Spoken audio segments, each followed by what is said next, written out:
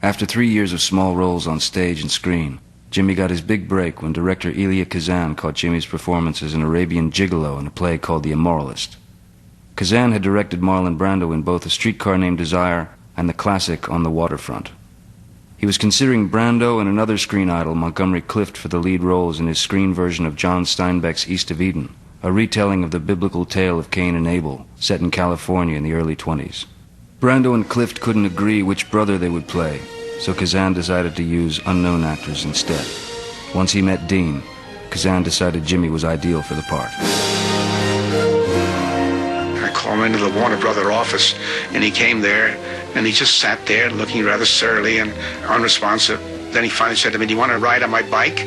So I said, "Yeah, I'll take a ride on your bike." So I got in the back of his bike, and he went around the city in the goddamn bike, and I wish I'd never met him. But as I got to talking to him more and more and more, I said, "This guy's it." And I called Steinbeck up. I said, "I'll tell you, I found a guy that may not be a great actor, but he is it." I said, "Is that important?" He says, "If he's it, send him up." So I sent him up to John, and John said, "I don't like the guy, but he's it." He said, "He's the guy." Kazan also auditioned another young actor, Paul Newman, for the part of Cal's brother Aaron, but instead chose Richard Davalos. For the female lead, Kazan cast Julie Harris.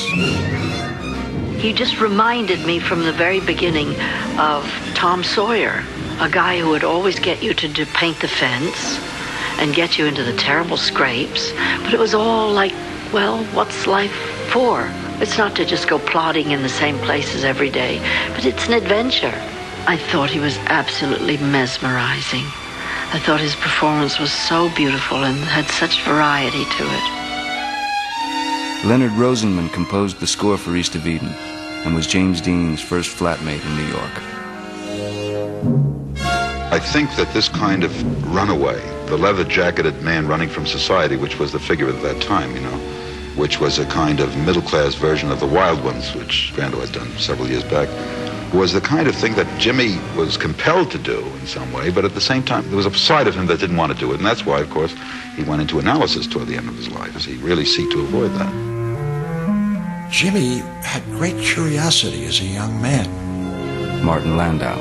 That's one of the things that bonded us in a way. And oddly, one would kind of think that Jimmy was a cynic, but he wasn't. I mean, a lot of people in retrospect say Jimmy probably had a death wish. I don't believe that at all. You hear people say, well, it was inevitable and he wanted to die. That is not the case. Once the cast had been confirmed, they flew to LA to begin filming. Jimmy carried all his belongings in 2 brown paper bags. Kazan encouraged friction between Dean and his co-star Raymond Massey as he sought to bring out the repressed memory of Jimmy's lost mother and distant father to give emotional force to the scenes. My mother, she's not dead and gone to heaven, is she? Why do you ask that? She's not dead at all.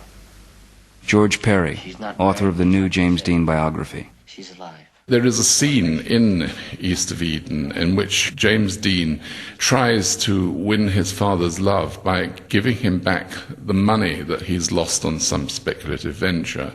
And his father rejects it on the grounds that the money, in his view, hasn't been acquired legitimately. And the rejection is so painful that James Dean absolutely breaks down on the set. What is this? It's all the money you lost on the lettuce. You made it? Yeah. But how? Beans. Beans? We bought futures at 5 cents, and war came along, and the price went sky high. Cal, you will have to give it back.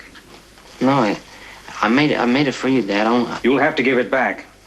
Who? To the people you got it from. British Purchasing Agency? I can't give it back to them. Then give it to the farmers you robbed. We didn't rob anybody, Dad. We paid 2 cents a pound, 2 cents over the market for that stuff. Cal, I sign my name, and boys go out, and some die.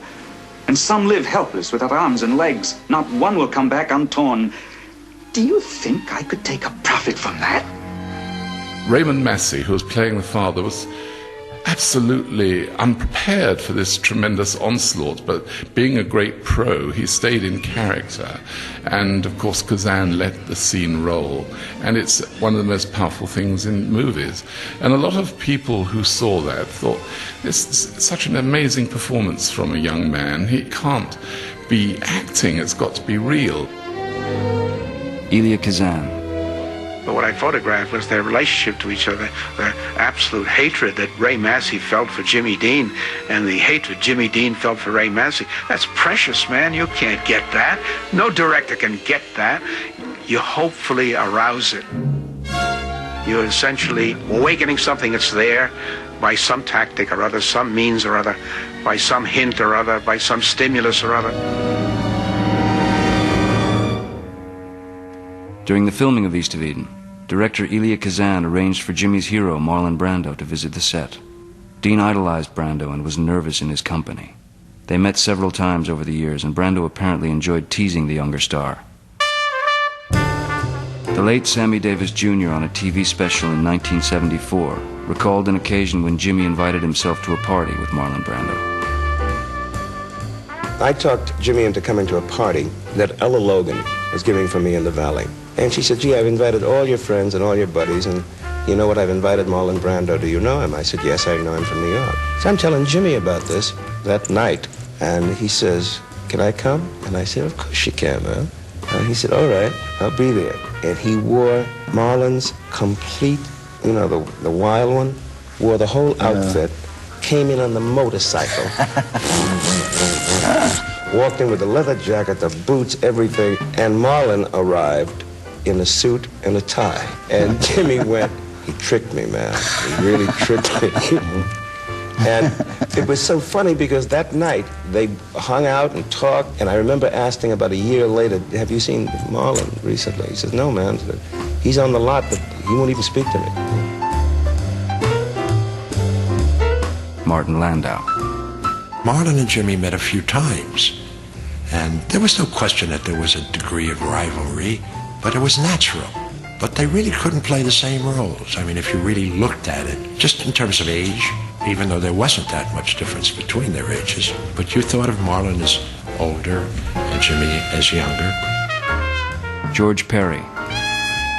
Jimmy had a different approach from Marlon Brando, actually. He does things that Marlon never did. He has a vulnerability that isn't there with Brando. And I think this is one of the reasons why his appeal has gone on lasting. Women always found that they wanted to protect him. You know, there's something so damaged and demanding care and love. And Jimmy sort of could project this in a superb way.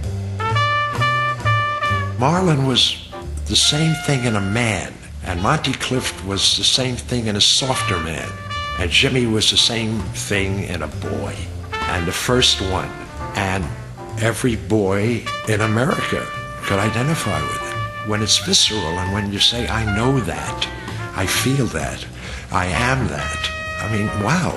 And I understood that at the time. I said, wow, I mean, he's going to be a major movie star. Dennis Hopper. He admired Brando and Cliff very much as actors. And he said, the reason that I'm going to make it is because I've got Marlon Brando in this hand saying, screw you. And I've got Montgomery Clift in this hand saying, help me. And somewhere in between is James Dean.